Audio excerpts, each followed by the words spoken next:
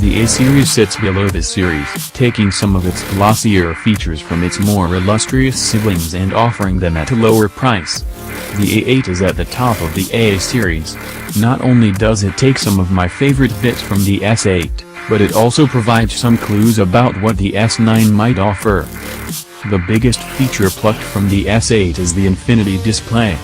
The A8 boasts a 5.6-inch Super AMOLED panel with a 1080 by 2220 resolution and slimmed-down bezel.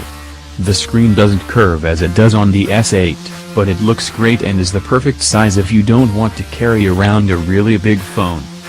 In fact, I'd say the A8 size is just about perfect.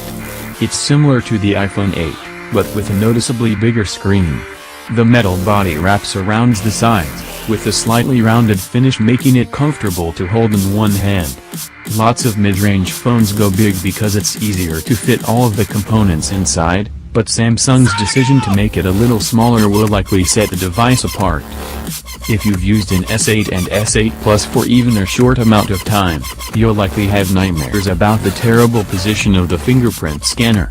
In a move that I'm sure will translate to the S9, the scanner now sits below the camera on the rear of the device, and as a result it's far easier to hit. I still believe it's a tad on the small size, and an odd shape, but it's still a huge improvement. The A8 is IP68 rated for water and dust resistance, too. During my time with the phone, Samsung's reps stressed the company's focus on the cameras. The A8 features a 16-megapixel f/1.7 sensor on the rear of the device, and dual cameras on the front. Selfies are a big deal here, and the combination of a 16-megapixel f/1.9 and 8-megapixel f/1.9 camera on the front lets you take those silky, bokeh-rich snaps that blur the background.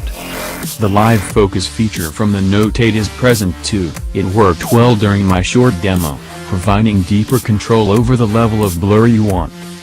Running the show is an Exynos 7785 processor. This will likely be switched for a Snapdragon variation in the USA, along with 4GB of RAM.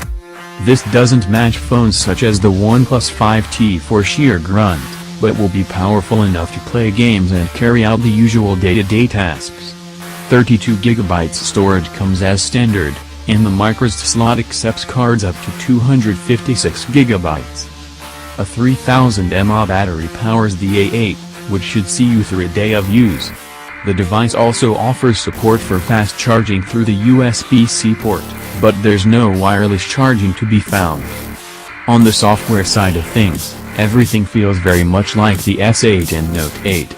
It's still running Android 7.1.1, boo-oo-oo, but Samsung's UI layer is far more pleasing than it once was. As you can probably guess, Bixby is a big focus for Samsung, and the slightly dodgy assistant is fully baked into the A8. It doesn't have its own dedicated button, but that's probably a good thing.